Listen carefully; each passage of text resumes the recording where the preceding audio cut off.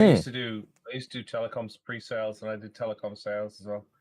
And Mate. I fitted the house out with some Unify stuff. It's not enterprise grade by any means, but it's really good stuff.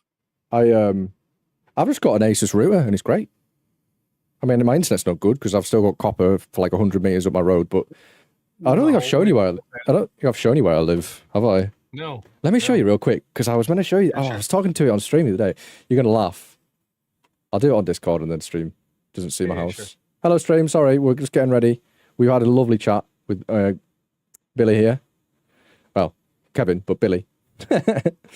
Who is also streaming. I will link in the... I think I am actually live. Am I live? Yeah, I'm live. Sorry, chat. Black screen. Just doing something right now. But you can't see because it's big hush hush. If my Bluetooth would connect. I think I've got a few tabs open.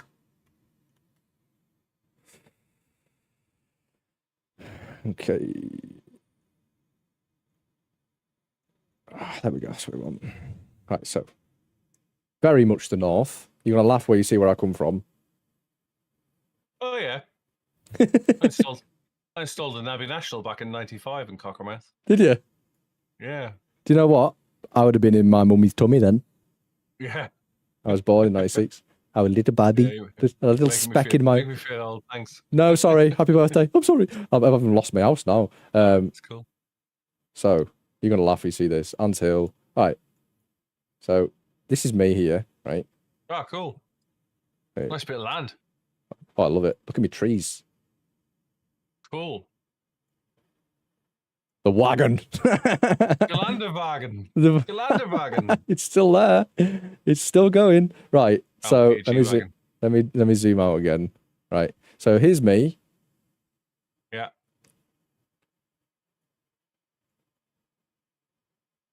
What's that? Oh, it's M Sport.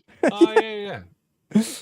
Cool. Just down the road, yeah. Yeah. So like I wake up like it's not even a mile. It's just this bit of road. Yeah, you're closer than me to Silverstone then. I can hear Silverstone, but I'm probably about 8 minutes drive. So it's quite sad because I don't know which way I'm pretty sure it's orientated this way because there's more rubber here. But when the GT3s used to be on here, they'd get, so like first gear, second gear, from about here onwards, all you'd hear is boom, boom. Because them things explode. You'll know, them things when they upshift, they explode every time. Every time. I don't know how they did it. I don't know how they did it, but that car is... I don't like how it drives, to be honest. I love it. I think it's one of the best sounding GT3s that's ever lived, bar like Z4, because, you know, it's the car I learned everything in. But yeah, like, so before this was built in 2015? Before that, can you have recent, can you have a guess where they... Can you have like a guess which kind of like back road they would use? Yeah, like, I can kind of see a triangle that would be very useful. Yeah, can you kind of see like which road did, you know, like So I would wake up, like the amount of walks I'd go on down here. I got to about here one day. You can't, this is like a blind hill. I got to here and I heard something here. I was like, ooh, that sounds spicy. It got to here. Do you know what it was? No idea. It begins with Group B. Oh wow!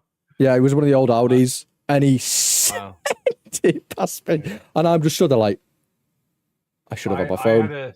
I had a friend who'll remain nameless because we're streaming, who worked for a tuning company who'll remain nameless because we're streaming, who used to use the A45. Oh yeah, as their testing zone for when they ran a new map. Oh yeah. Anytime they map something, they'd use the A45 because the A45 is between Coventry and Northamptonshire, I believe. So there's two police forces, and one runs one side of the A45 and the other one runs the other side. And the A45 from Daventry out to junction 18, I think it is, or 18, 18, I think it is, or 17 to the M1 is dual carriageway all the way, and they used to use that as their drag strip. Really? Yeah, because they do a clean run on one side, make sure there was no cops on the other side, turn it around, and then nail it back, knowing that if there was something on the other side, it was in the different county. And that was their that was their test track from Daventry to, I think it's junction 17 on the M1. There's so many loopholes, isn't there? Yeah. It's nuts. Stuff goes on. Lots of stuff goes on in the dead of night. I've never been caught speeding apart from, right, this is a really funny story. So, chat, I don't speed, yeah. I'm a staple driver. Don't speed, it's naughty. It is really naughty, and you shouldn't, because if you kill someone, you're going to prison for your whole life, and you're never going to ever be able to look at yourself the same. Remember that, when you think you're fucking hard in your Fiesta with 350 brake. Long story short, I got caught doing 32 mile an hour in a work van, right? On the last run of a 10-hour fucking run, yeah? Oh, and I remember it. I was on the bypass, got a phone call. I pulled over to answer it. And I didn't. And it was Sandra from work, bless her. She's like, yeah, she's in her 60s. She went, hello? I went, hello, Sandra. She went, a letter here for you. I went, oh, okay, that's bad. A letter to work. Well, that's really bad. Yeah, very good. I was like, oh, fuck. You can open it. All right. Oh, you've been caught speeding, lad. Oh, fucking, I thought, this is it. In a van as well. I thought, yeah, it's game over here. Like, you get caught done in a van. Fuck. You done 32 in a 30? I went, piss off. I didn't even think that it's 10%. Isn't it 33? He must have been feeling really, well, yeah. I think it's 10%. No, it's 10% over 60, it's 10 isn't plus it? 2. 10 plus 2. Isn't it that over 60 though? Is like, Might well be, yeah. I think it is, because I think if you're doing 34 and you hit someone compared to 30, it's going to make a lot of difference. It will make a big difference. You wouldn't think it, but it would. Anyhow, well, I've managed, 6 years, never got caught. I thought, to get caught doing that, that's fair.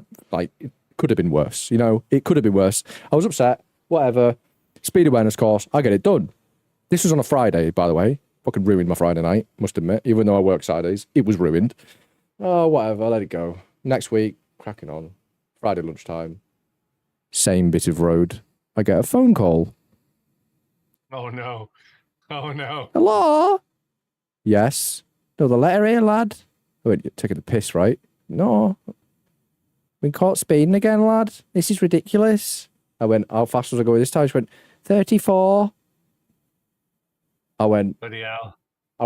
Hang on a minute, where? Because it shows you where you get caught. You got evidence. It was the same fucking bit of road. It was the same back road. Consistent. I went, very consistent. My speed wasn't. 2 miles an hour fastest. Clearly didn't scare me. I wonder if it was like they got done on the same day and it just took... Because that's very... I've been waiting for a consultation about my eye for 4 years. And they catch me speeding on the same bit of road in the same week. UK government. In a nutshell. Wild, that. Okay, so I actually got points for that. I had to do a course and I actually ended up getting points. I got caught at 101.36 average over 3.03 miles. Yeah, that's quite a lot. On the M20. Yeah, that's quite a lot. The incredulity of it all was I was in a non-turbo 1.8 litre rented Vauxhall Zafira. Fastest cars in the world, mate. You know this. Anything that has the word rented in front.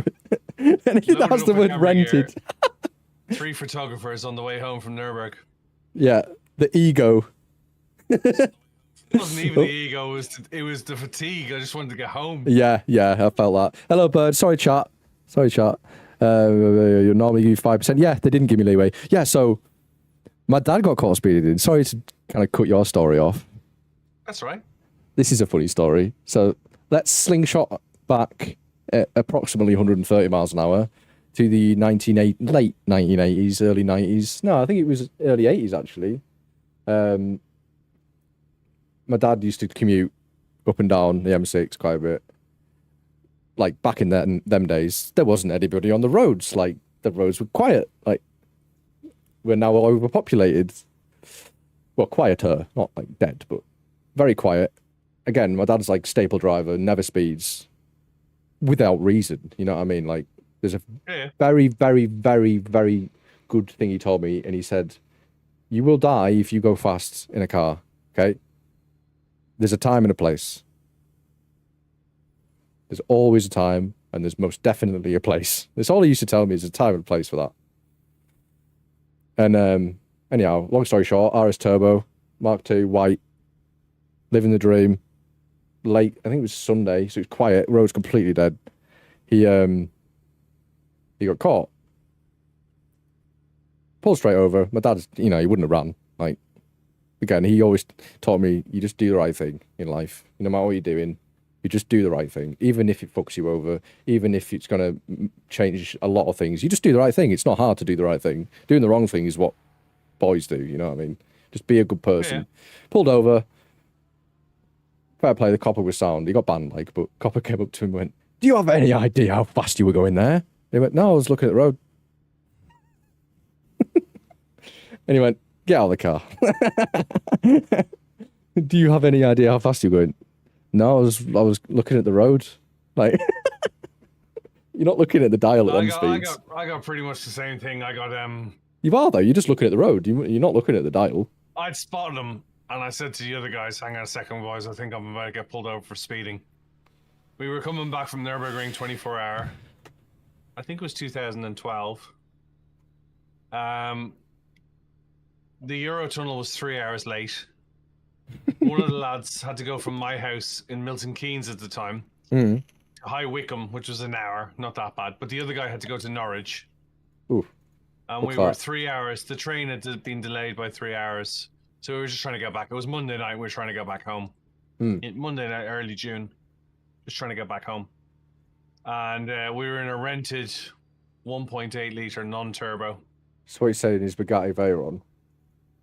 Yeah. Anything rented is a Bugatti Veyron, let's be honest. Yeah. And I'm battering up the M20. And I saw a pair of lights sitting just off my blind spot. Oh. Turned out to be a Jag. Oh, no. And I'm like, great. So I moved lane and he moved lane. So then I indicated into the lane. Was it marked? Lane 3, nope. 3 litre twin turbo diesel XF. You ain't getting away from that. Brand new at the time, like fairly new. Yeah, you ain't getting away from that. No. Oh, I had no intention of getting away, but I changed lane. I was in lane 3, overtaking traffic in lane 2. Trucks in lane 1. About 10 o'clock at night. Summer's night, it was dry, visibility was good and all that. And when I moved lane, he moved lane, and I moved back out and he moved back out, and I was like, uh-oh. This is it. So I moved into lane 2 and tried to hide the brakes by moving from lane 3 to 2 to 1 and dragging the brake as I went through 2 into 1, if that makes sense. Just like, I'm not going this fast. See my brake lights. So you wouldn't see my brake lights, you know what I mean? And he pulled me over about a mile from Maidstone Services and said, "Hey, do you want to follow me up to Maidstone? We'll have a little chat about your driving." And I was like, "Yep." I'd already said to the lads, "I think I'm being paced." And they're like, "Really?" I was like, "Yeah." And just as I said, "I think I'm about to be pulled over," he put the lights on and pulled me over the side of the road, drove me up to Maidstone, followed him up in convoy, got into Maidstone Services, gets out of the car, puts the hat on. I haven't shaven in a week because I'm at Nürburgring doing 24-hour race. Why do I need to shave? I'm in a black t-shirt and a pair of jeans, and I probably look like I haven't slept in a week because I probably hadn't slept in a week. And he said, "Is this your car?" And I said, "Nope." He said, "Whose is it?" I said, "It's rented." He said, "You got the paperwork for it?" And I said, "Yep." So I reached into the car and took out a folder that I used to keep with me, which was my press accreditation, my driver's license, accommodation details, paperwork for the rentals, all that sort of stuff. He goes, "Oh, great, you've got it all with you." I was like, "Yep." And he said, "Do you know how fast you're going?" No idea. He said, "Right." He said, "You saw me about a mile back before I stopped you, didn't you?" So what makes you think that? He said, "Well, you lifted off the accelerator so that you slow down a little. And then you move from lane 3 into lane 2. And as you move from lane 2 into lane 1, you start to drag your brake thinking I wouldn't see it." He said, "I'll put that down to road awareness." He said, "Your average," he said, "we proceeded to follow you using, what do they call it? Fast car." He said, Oh, do you yeah. know what Vascar is? And I Yeah. said, yes, I do. I said, it's distance over time. He said, oh, have you been stopped for speeding before? I was like, no, I watched Stop Police. And he's like, oh, okay. He said, well, we proceeded to use Vascar. He said, you averaged 101.36 miles an hour over 3.03 miles. Jesus Christ. In what looks to be a Vauxhall Zafira. And I was like, right. Oh, said, that's hilarious. He said, don't know if you know your cars or not. He said, but this is the new Jaguar XF 3-litre twin-turbo diesel. And he said, when you come past me in the outside lane, like I'm standing still, you leave me with no other option but to pull you over. Oh, that's so funny. I bet he was impressed, though. He said, now, he started the conversation with saying, I'll start by saying, I've got no problem with your driving etiquette. It's your speed I have a problem with. Yeah. He said, so do you want to tell me, why were you coming past me so fast? I said, I'm really sorry. I said, we've been in Germany for the week. We're coming back from work. We were meant to be home over 3 hours ago. We got delayed at the train by 3 hours. One of the lads in the car has to go to Norwich. The other guy has to go to High Wycombe. We're just trying to get home. I said, all right. You got the paperwork for this vehicle? Yeah, it's in the folder. You got your driver's license? Yeah, it's in the folder. Great. Well, if you're happy for me to proceed with it, I can deal with this at the side of the road through a fixed penalty notice. I was thinking, here goes 600 quid of my salary. Yeah. How much was it? I said, okay. He said, I'm willing to issue with a fixed penalty notice of £60 and 3 points on your license. Fuck off, no way. I paid £100 to do 32. Well, it was 2012. Ah, yeah. And the fine was 60 quid at the time. It's like instant ban now if you're a new driver as well, isn't it? I said to him, I said, you know you said you had it on Vascar? He said, yeah. I said, you got video of it? And he was now writing the ticket out on my folder underneath the street light in Maidstone Services. I couldn't help him enough by giving him my folder to write the ticket out, you know what I mean? Yeah, yeah. £60, 3 points instead of going for a ban. Yeah, that would have been a ban, that.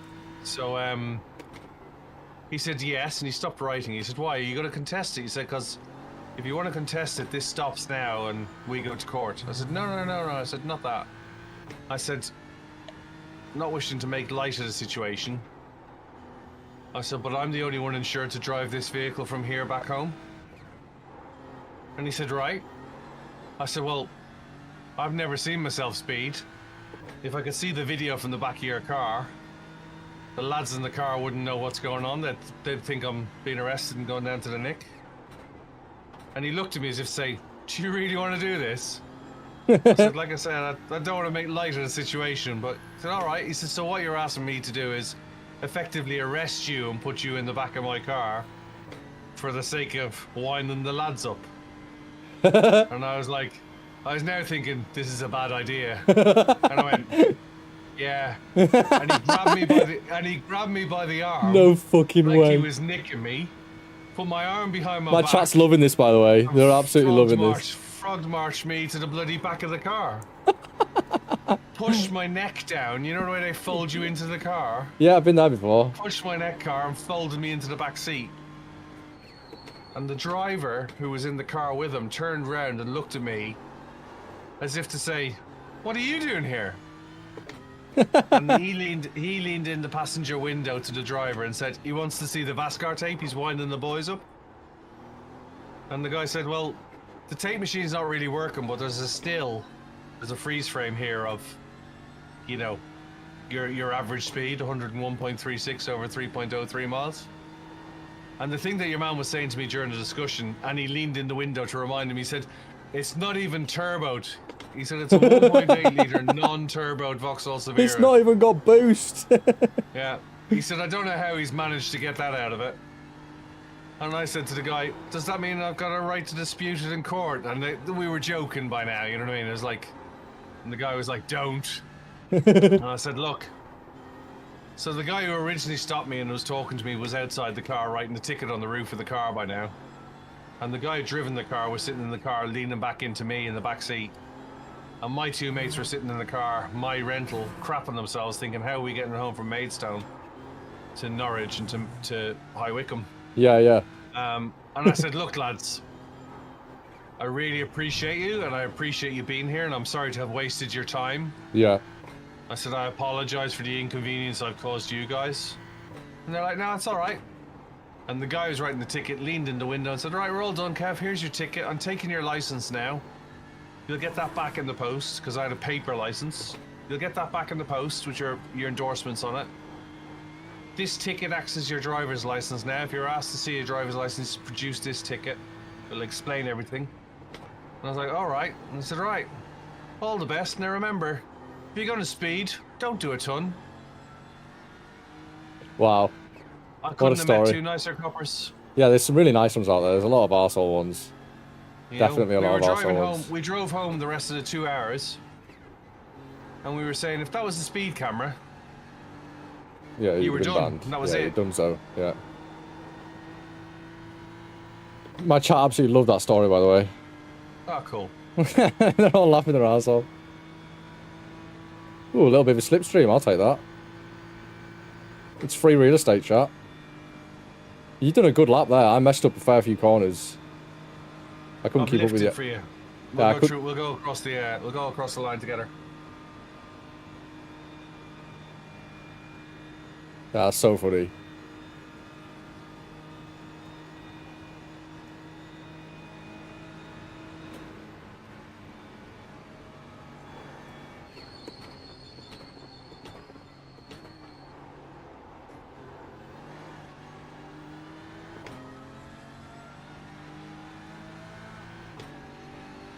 I need to remember that this isn't the 24-hour layout.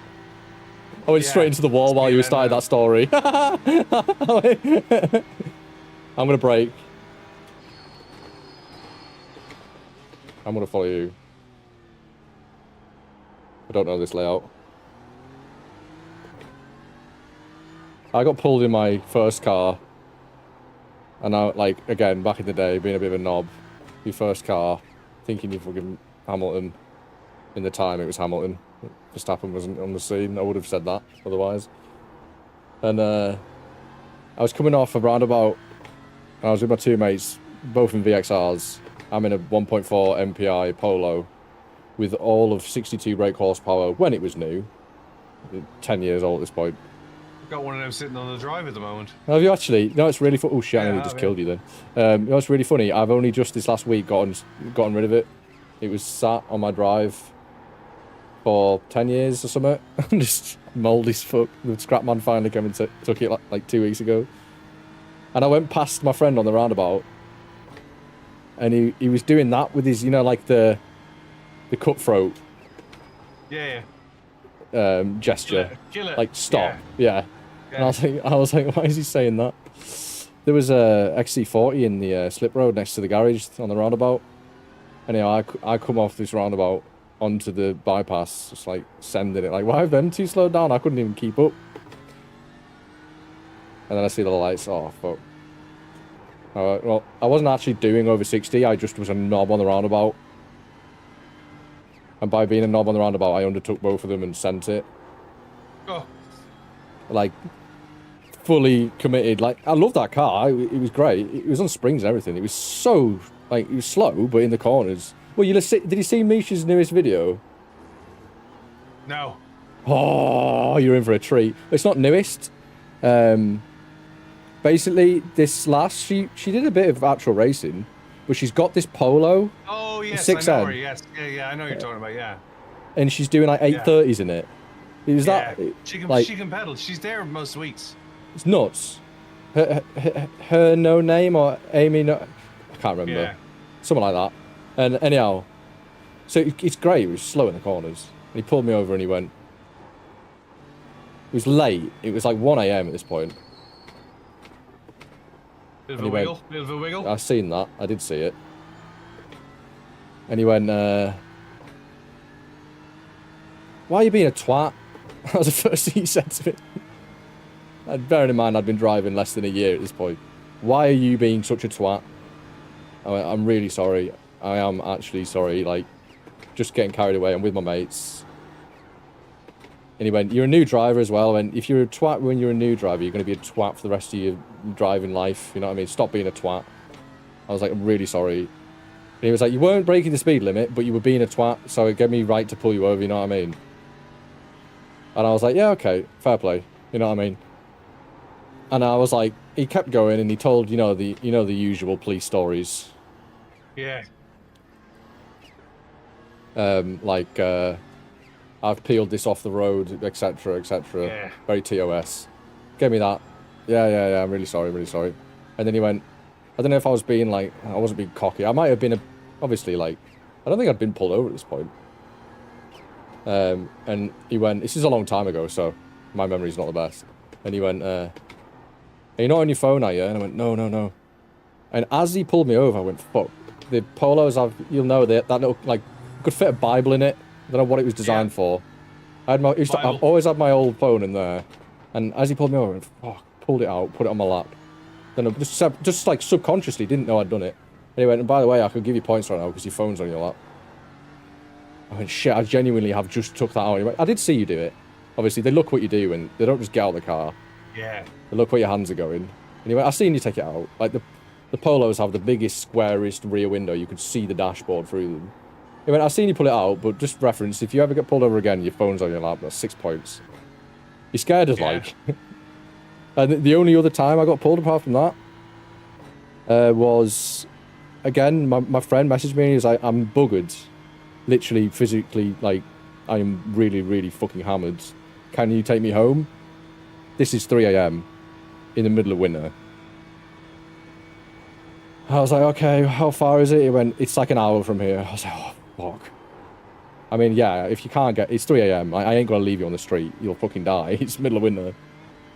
I went, I woke my partner up and went, I'm gonna have to go and give Ian a lift home. He's really stuck. And I can't hear it. You know what I mean? Like, I'd just rather do it than sit and not sleep knowing that I've said no. You know what I mean? One of them kind of situations. Yeah. Just like, you got to do the right thing. Went and picked him up. He was really steaming. He was still, like, coherent. He had his car, though. Fair play to him. Like, he could have drove. He didn't. Blah, blah, blah. Long story short, it's like, it was, like, just over an hour. It was about 30 minutes there, 30 minutes back. It wasn't too bad. And then about 10 minutes, 15 minutes from my house, middle of the night, this is like 4 a.m. at this point. Again, Volvo pulls out. But the new one, you know, like the 500 brake one. Yeah. And I went, oh, well, this is happening. I wasn't speeding. Wasn't doing anything wrong. Like, again, I learnt my lesson with being a knob. And I don't speed. I enjoy a car for what it is, and I get up to 60 at a sprightly manner. You know, I enjoy my car. I don't just tootle up to 60 mile an hour. But, again, time and place, I do the speed limit. That's all I'm going to say. And I clocked him. He obviously pulled out. And I was living in a new house at this point. I'd just moved into my first home. Rented, but, like, I'd had flats and stuff. And I thought, if I can get him to my house, it was, like, just down the road from here. So I indicated like I was going to pull over the whole way. So he knew I wasn't going to not. It was just a straight road, one roundabout, and then boom, I'm home. So he knew. I gave him the indicator that I'm nearly home, basically. Like, he understood the assignment. I'm completely sober. You know, I've not done anything wrong. I have no reason to be, like, under the spotlight. Wasn't worried, you know, not even breaking a sweat. Just knew I was going to have a banter with these coppers. But the only problem was, I've got decat, full downpipe, full Miltech, new dampers, new springs, you know, the work's done on the Focus. All declared, you know, definitely declared. I thought if he's a real knob, he would pull that, you know, like he could. But my car is that low that you couldn't get underneath it anyhow. So my whole theory was, if I can get my car on my drive, he can't do a fucking thing. That's what I did. Wow. I got to my... I mean, like, when he was following me, at this point, he's like 2 to 3 minutes. Just, like, from here to the line, you know, where we are now. And I thought, if I can just get it on my drive, I pulled it straight on my drive, right next to Jess's car. He couldn't pull his Volvo up next to it. Had a crack with him, blah, blah, blah. He was dead sound. I knew him. I've met this copper before. I knew him. He's always been dead sound. And, blah, blah, blah, having a banter. Search my car. Breathalyze me. Oh, you need fuel, do you? I think I brought it up. Breathalyze me. Yeah, you're all good. You're all good. And then the only problem, there's a big bypass about 15 minutes before he pulled me. And I was doing the speed limit. I promise. And when I got home and turned my car off, I should have left it running, really. But I didn't want to. It's quiet. It's got the Miltech back box, but everything else is just... like, you could say Shaggy down it in a very Scooby-Doo fashion, and it would sound like you were in the film. Put it that way. So on idle, it's not loud, but I was like, if he smells my exhaust, he will know. Well, hello there. Hello, darling. Hello. Are you ready? Shall we? Let's indulge. I'm letting you lead. Actually, hang on a second. Need to check something here. I don't understand why that isn't working. Give me 2 seconds.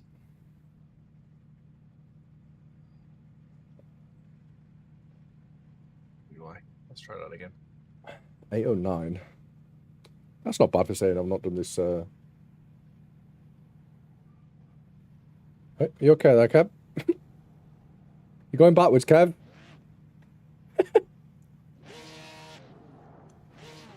You doing any launch control? I've got launch control. You ready? Watch this.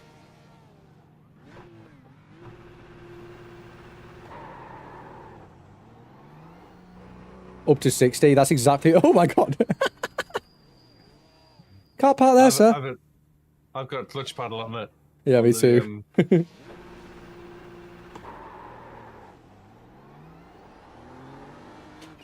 I love mine. I use my other one for throttle. Give my foot a rest. And, oh yeah, so like, stainless steel exhaust. I had been doing the speed limit, I promise, and it was literally, you know the noise it makes? You'll know. The noise of very, very hot stainless steel. Ding, ding, ding, ding, ding, ding, ding. And we stood at the back of his car and he went, that's not a standard exhaust, is it? I went, no, it is. He went, no, it isn't. It says Miltech on it. I went, no, it's standard. He went, how is it standard? I went, go online right now and buy me an exhaust for this car, please. He went, I went, honestly, do it, please. Just all you got to do, Google Ford Focus Mark II ST 5-cylinder exhaust. Okay. You can't buy them. Yeah. They don't make them anymore. They stopped making them. You cannot buy a genuine Ford back box for a T5 anymore. It's impossible. It's not a thing. And if you do, it's used, yeah? Do you know what the second listing is? No. The Miltech system. And I said to him, I spent like a good week arguing with my insurance that this is the standard exhaust. Buy me a standard exhaust. Do it. New. Genuine. You can't. They're not made. There's no more. They're done. They're finished. Depleted. Stock is 0. Out of stock. Not to be replenished. You know. Like, it doesn't exist. Oh. He went, oh, that's alright then. I went, yeah, it is alright. He went, is it a bit low? I went, Google Ford Focus ST Mark II springs for me, please. He went, I get where this is going. He didn't even bother. Again, you can't buy the standard ST springs. Not used anymore. So they're Ibacks. Yeah, and he let me off. Luckily, he didn't look at the decat. But again, you couldn't really look at it. My car, you couldn't put your head under it. Couldn't even try and look at that thing. It's so far under the... Ooh. Blah, blah, blah. Another funny story is, I got really lucky with my Focus. Well, I didn't. Pretty much anything that went wrong with it. Like, the exhaust fell off on the way down to Windermere. I was with my partner. I'd had it about 3 weeks. In that 3 weeks, the clutch pedal rubber fell off. The radiator started leaking. And it was all under warranty. He did it all. I don't know how good he did it. I think he just welded the rad. Long story short, exhaust fell off. I went, oh, sounds really good today. She went, babe, it's getting really loud in here. I mean, yeah, it's getting quite loud. And then it went from, this sounds good, it sounds like it's spitting massive flames, to, I'm going to hurt people with this sound. Raw engine, you know, downpipe, flexi pipe sound. I pulled over, the whole system's fucking rotted off. The whole system, right at the flexi. So here I am on the back road in a BP garage near Windermere, riving this exhaust system off. And I went inside, I was like, my exhaust just fell off, but I can't put this in my car. I'm going to have to leave it in the bin here. They went, yeah, that's fine. So I'm like, decent. Yeah, there was, oh, I literally said to them, I was like, I'm not going to dump it. However, you have a massive biffer bin, and I physically can't take it with me. I'm miles from home. There's no way of me getting this thing home. Yeah, that's fine. I don't think he cared. He was a young lad. He probably got bollocked for it, because you can't do that. So that's, yeah, that's where I was standing. Like, you can't put... You try and buy any parts for my car now, like... Because it was sort of a collaboration, even though it's a Ford and there should be loads of parts, there isn't. Because it's a Volvo Ford. And it's a weird Volvo Ford, because Ford did that thing, you know, where they made it unreliable to make their other car sales be better when they made the RS. This is funny. If you don't know about this, it's really funny. So, you got to like this story. Volvo T5, yeah, you'll know that, obviously. Of course. Very reliable. Only things that really go wrong with it are like crank can go bad, you know. You can spin a bearing, you know, like it's never top end, and the blocks are pretty much bomb proof. Like there was a guy who had an 850R. It was my dream car as a kid. It was called Great White. The thing had a head-on collision in McDonald's car park. I was there, but I wasn't in it. He had a head-on collision with a Clio, a new Clio. The Clio was written off, like fully crumple zoned. And, yeah, the Volvo had a cracked fog light. But I mean, like, the crash bar wasn't touched, nothing. It's hilarious.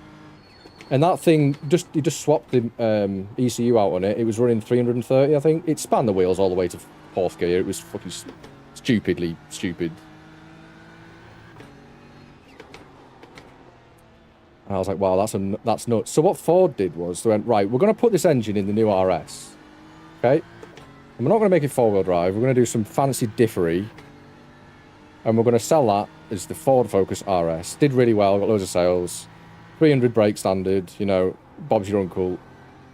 Happy days. And then someone went, why don't we put that engine in the ST? It's a really good engine. They went, yeah, that's a good idea, whoever you were. Let's do that. Promoted. Pay rise. Well done. You did good thing there.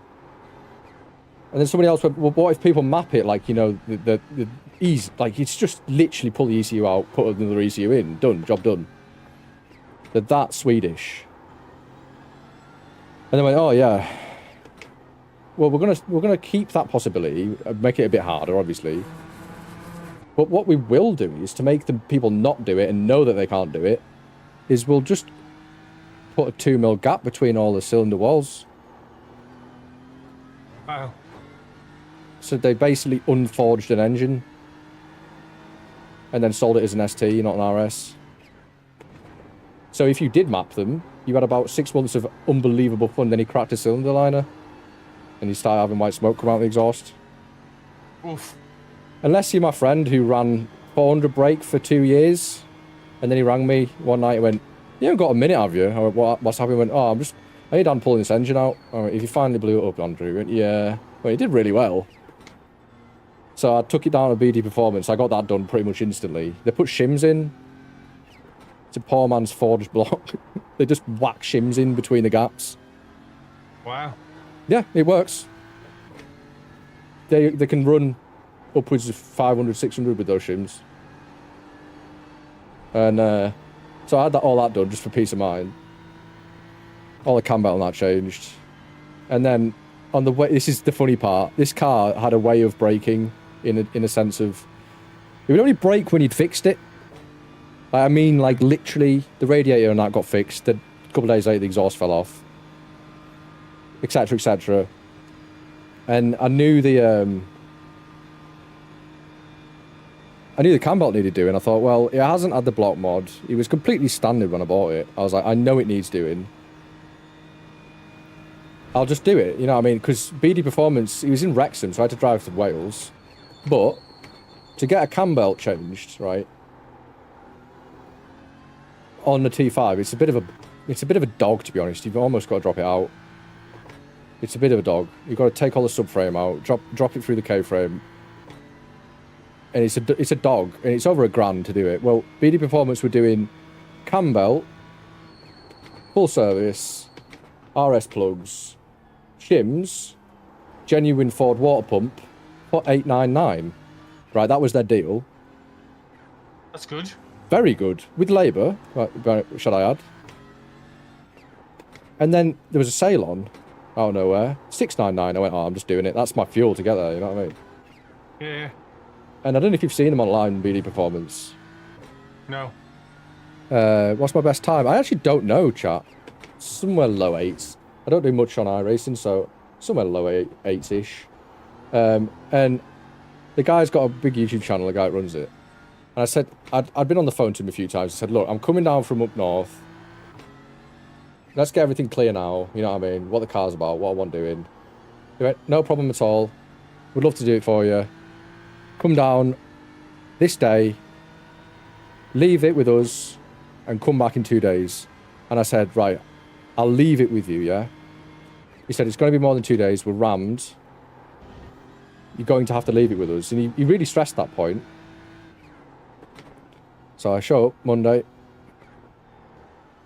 Dad commuted down with us. He took the Merc down. It was a good little road trip. We got to drop it off. Sorted. Yeah, I'm not starting it now. I can't start it. I'm busy. But 2 days' time, you'll have to come back down. Pick your car up. Excellent. Thank you so much.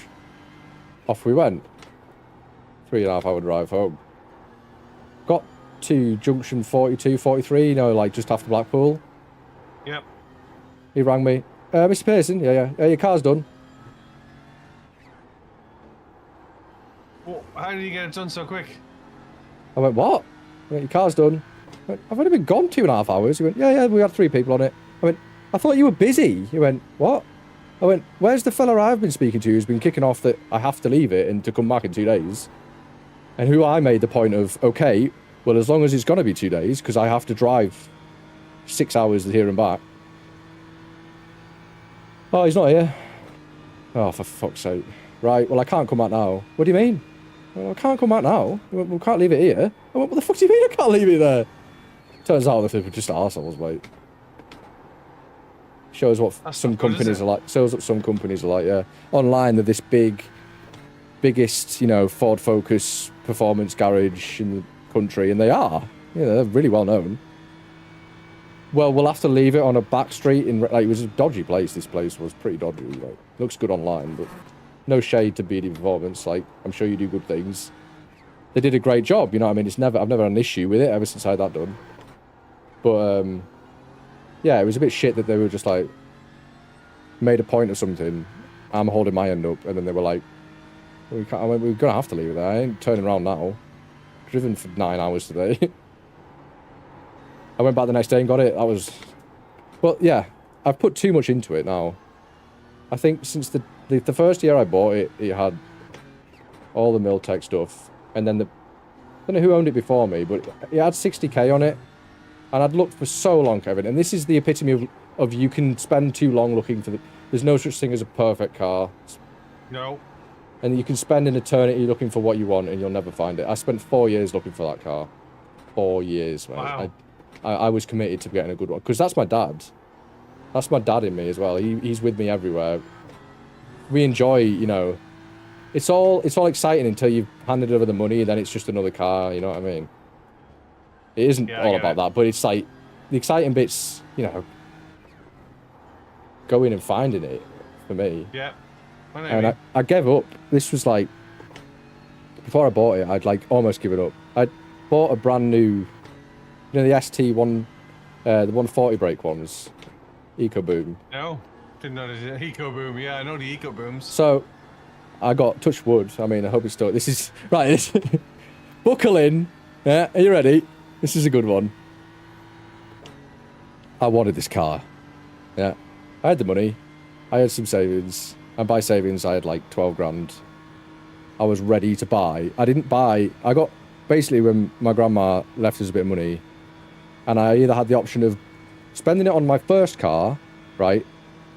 And it being my first car as a 17-year-old boy. Or waiting.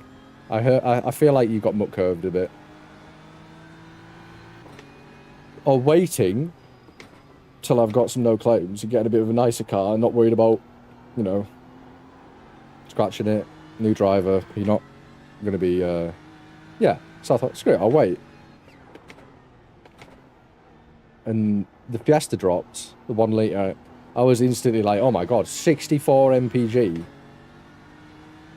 And then the black edition came out. Yeah, wicked. Like, it never did it, like, properly. You've got to sit like a grandma, but it would do very good MPG. But it's not like you're doing diesel MPGs, you know what I mean? And I got a pre-reg, so it was like, it was brand new. But it was like the black edition. You might have seen them. They were like black with red roof, red wing, red mirrors. Yeah, they had 140 brake standard. Wow. I know, right? I was blown away. It's only like 40, well, with overboost, 60, but it's only like 40 off the ST at the time. I was like, sorry, I'll just get that. I loved it. So the whole thing of me not getting a nice car to begin with because I didn't want to hurt it or myself in the process, being sensible and waiting a couple of years didn't change the fact that I'm me. And no, I get that. I think in the 6 years I had it, I crashed it 4 times. 2 times weren't my fault. The other 2 times were most definitely my fault. And blah, blah, blah. It was proper funny. I never declared any of it. You know, like, the insurance had no idea. I got T-boned once. That was the only time the insurance ever... Because it wasn't my fault. I was sat, completely stopped at like on the road while there's a junction on my right, coming out off a hill. And guess what car it was? You're going to laugh. Go on. It's quite linked to the stories we've been telling tonight. Not a Volvo. No, it's not a Volvo. It begins with a V. I don't know. Go on. Vauxhall. A Vauxhall Zafira, 7-seater. Going to pick her kids up. Horrible things. Yeah, she just came straight out of the junction, looked left, didn't look right. There's traffic in front of her, stopped. She looked left and just ploughed me into a bus curb, which is about half a foot high, onto a forecourt, bent everything. Came up to Mum and went, "You all right?" I went, "I'm all right, but you have just T-boned me into a BP station." She went, "I know." I went, "Yeah, I know as well." And this was like 2 or 3 days before I just put some ST seats in it. So I was raging that they were all knackered and airbagged, and I think I got black flagged. Yeah, I'm got a limiter mapped. And 61. Ooh, I wasn't looking forward. And I was raging because I just put these nice seats in. Long story short, I then binned it on ice coming down a hill into a hairpin into a field. We won't talk about that. It was the best possible place to bin my car. I binned it into my own field. No way. My granddad's field. Yeah, absolutely hilarious. Like a hairpin, like an S, right? S hairpin down a hill. And it had tree coverage at the start of this really steep hill. And it was fine. Winter, I was going to the gym. It was winter, but it was just wet. Yeah.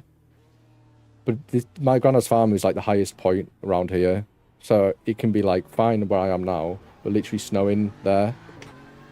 The road was just wet, a little bit slippy, but it was just wet. I came underneath these trees, there's just sludge. So it obviously like sleeted, and the trees had just stopped it from melting, and it just sat. I touched the brakes at 50 and just carry on. I had one option, go straight on into one field, which I knew had a wall on the other side of it, or try and make the corner and go into a field that doesn't have a wall in it. I thought, well, my chances of not ruining everything I have in this car are greater if I just go straight on. So I pulled the fucking handbrake, sent it into the inside apex, completely sideways. And yeah, went into the other field. We didn't have a wall in it, so... Well, I bounced off the start of the field fence and then bounced into the other wall, so technically I did hit a wall, but it's alright.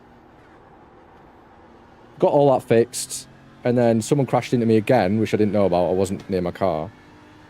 2 days but after I'd agreed to sell it. No. Yeah. For a good price too. Like, this thing was not worth the money. It'd done 72,000 in the time I'd had it. I'd had it quite a while. And I was like, oh, it's time for something new. Sold it to someone I work with for her son, like, first car. But, like, it got to the point where it's like, 140 brake horsepower with 78,000 very hard miles being driven on it. Like, this is going to go boom soon. Like, it's time to go, Fiesta. Like, get rid of it. And, yeah, you know M-Sport, when they were obviously using the Mark 7, when they get cars in, all they do is just strip everything off it that's forward, pretty much, just till it's a shell. So they've got 2 warehouses full of Mark 7 Fiestas, engines, the lot, just not the shell, yeah? Wow. Brand new door, everything. Looms, engines, interior, you name it, you just give them a code, they'll find it for you. She was coming to pick it up at 6 o'clock, I had the door off at like 2. It was quite funny. I used to work with a guy who he crashed 3 company cars in quick succession, like within about 10 months. Hello, Perry. Yeah. And oh, big slide, big slide. We're not coming back from that. Just reset. Have you got a reset button, Bowen? Sorry, there was a fucking Merc. I didn't see the Merc behind me.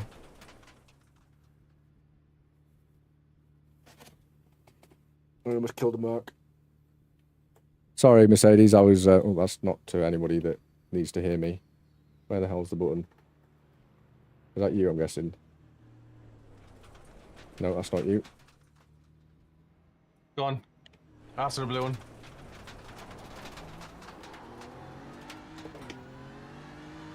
Yeah. We're going back to early 2000s. I think it was a Mark IV Golf. Yes. He wrote 3 of them off within about 10 months. He rang me one Saturday morning and said, do you know anybody who can fix a Golf? And at the time, I had a Seat Leon Coupe Or, and I knew a whole load of Seat and VAG guys. I was in my 20s. And I said, yeah, I know somebody. He said, I need a parts and body shop. I said, I know a guy who runs a crash repair centre as it happens. He said, right. I said, you'll need to drive out to Aylesbury. He's like, mate, I'll go anywhere. I'm like, is the car drivable? He's like, not really, but I'll go anywhere. And I was like, okay, fair enough. So I gave him the guy's number. I rang the guy and said, I've just given a guy who will remain nameless. I've given him your number. He's coming to see you. You open today? And he's like, nope. I'm like, well, he needs a favor. If you could help him out, I'd be really appreciative. Yeah. It's like, all right. So I worked in London at the time. Lived in Milton Keynes. So I got to train in Monday morning. And there was no sign of this guy. Oh my God. He was forever late. What are them? And somebody said, where is he? His name was Colin. Where is he? I said, I don't know. Has anybody seen Colin? No. Anybody speak to him over the weekend? No. Don't know. If he doesn't turn up, he's gonna get a bullet, you know? Okay, fair enough. So he turns up about lunchtime. Sales director, who was the nephew of the owner, had gone out to a meeting. He comes into the foyer 3 floors down and rings up to our office and says, get Kevin, ask him to come down. All right. So I go downstairs and he says, can you come out the back with me? We used to park our cars out the back. We worked in Tower Hill. Yeah. We used to park our cars down a lane at the back of the building that we're in. I walk down, and there's this black Golf. And right. He said, "What do you think?" I said, "I don't know. What should I think?" He said, "Does it look all right?" And I said, "What do you mean, does it look all right? It looks like a black Golf. What should I be looking at?" He says, "Can you find anything wrong with it?" I said, "Not from this distance, because I can have a look around it." He said, "Yeah." So I had a look around it. And at first, it looked all right. From about 10 feet, it looked perfect. From about 3 feet, it was good enough, but something wrong. Body panels weren't completely flush on one side. Like front wing wasn't flush on one side, but it was flush on the other. Rear door, it being a 5-door, rear door wasn't flush on one side. The opposite side to the one where the body panel on the front wasn't flush. The boot wasn't flush, you know, and it stank of paint. So I opened the door shuts, and the door shuts had black overspray all over the rubbers. Oh God. And I was like, fucking hell. He said, "Do you think it'll be all right?" I said, "Well, what's happening to it?"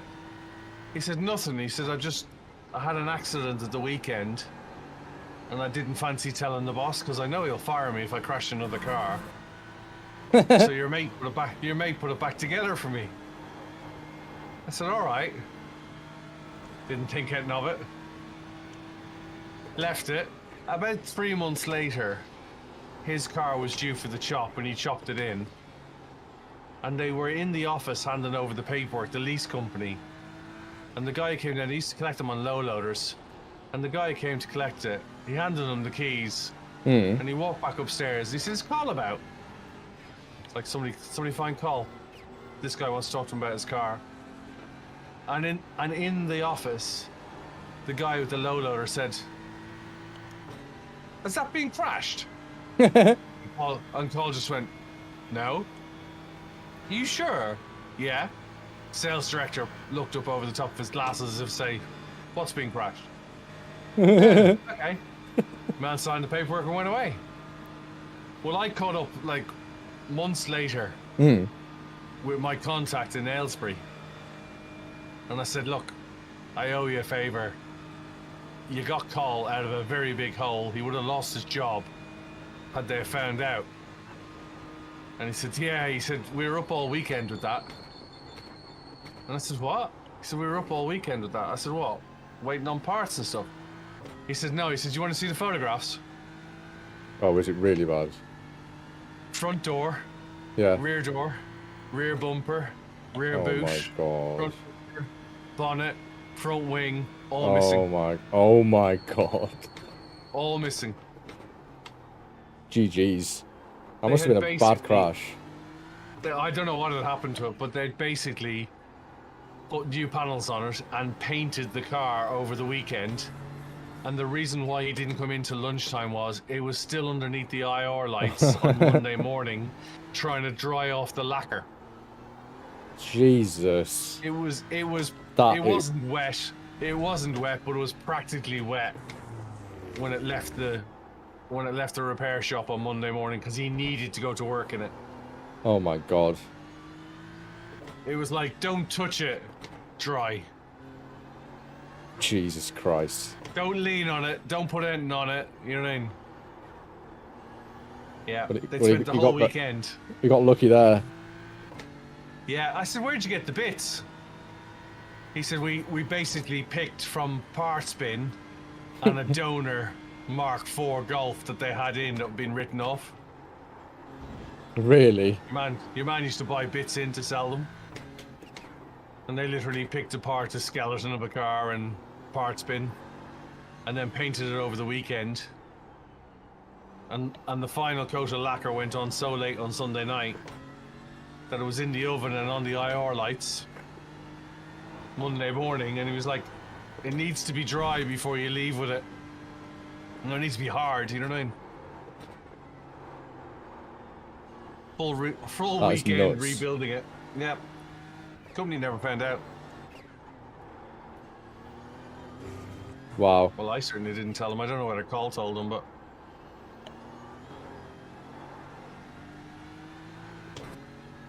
Sorry, I was really sweating through hard some mad. That's a mad story. That's right.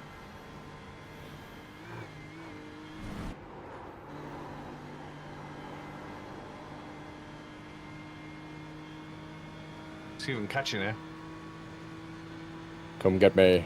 My stomach's rumbling. I should have eaten before stream. I've not eaten like since lunch. I'm going out to dinner shortly. Oh, very nice. Where are you going? I'm going to a steakhouse in Northampton. Ooh, that sounds lovely. It's like a smoke shack. Oh, I bet that's nice in there. Yeah, it's all right. I love a good steak. I mean, I am a butcher, so that would make sense.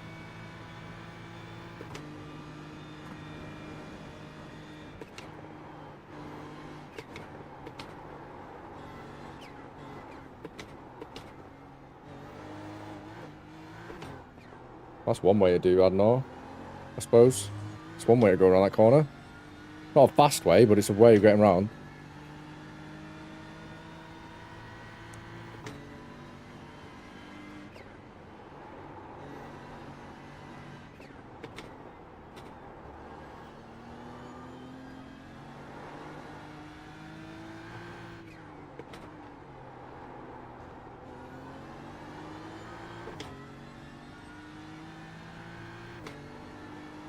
Catching it. He's coming. It's almost like you've lapped here before.